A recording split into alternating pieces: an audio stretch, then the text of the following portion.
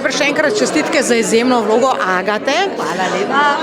Povej mi, kako je bilo tebi delati to predstavo? Si jo prvič delala? Ja, prvič sem gledala že kdaj, pa prvič moram reči, tekst je izjemen, tekst je dejansko, ko ga prvič prebereš, se ti zdi super, ampak misliš, da ti je vse jasno.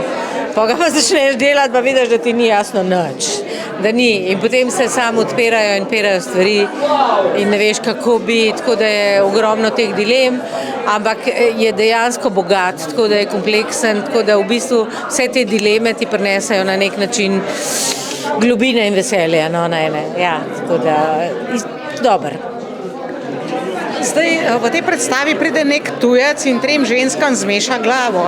Si ti hitro boste zmešati glavo komu? Žal. Žal. Ni toliko problem v tem, da si pustiš zmešati glavo. Problem je v tem, da si jo pustiš zmešati pravemu, ker če si jo napačnemu, imaš res problem. Če pa si pravemu, je pa vse urejeno. Tako da, se mi zgodi, se mi zdaj že hvala Bogu, da leta prinesajo dejansko nek določen mir, ampak poznam te občutke. V bistvu sem se na začetku malo ustrašil, moram priznati, ali pa sprejel kot velik izziv, ker je Angelo en blazno kompliciran lik,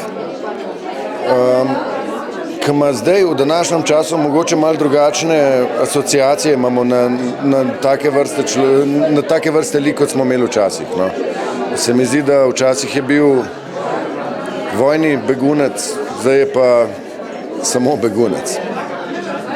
In prinese neko tujost v eno okolje in že na podlagi tega ga malo težje sprejmejo. Pa tako, kot vsak človek ima v sebi dobro in zlo.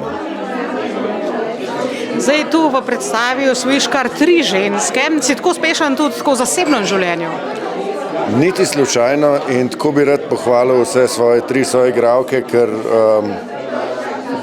je tako lepo igrati z njimi, ker res dobiš od soigralke to, kar ko te 3 tako gledajo, začneš še sam verjeti, da si vreden tega. Kot je bila kaj všeč današnja predstava? Bila je zelo fantastična, pomenljiva in vedno aktualna glede na tematiko odnosov med ženskami in moškim. Zdaj tu konkretno nek prišlek zmeša glavo 3 ženskam. Kdo je pa tebi tako zmešal glavo? Se tudi ti pustiš na ta način takole osvojiti, no? Absolutno, da se.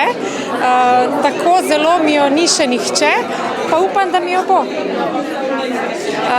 Mislim, da je zelo pomembno osvajanje moškega in ženske, en drugega, in da je nekaj najlepšega, kar se lahko ženski zgodi, da ji moški zmeša glavo in obratno tudi. In seveda, če je to med dvema, med istima. Je pa seveda težje, ko je eden zmešan, drugi pa ne. V tem primeru je pa potem lahko veliko tragičnih zgodb, kar smo tudi videli v predstavi.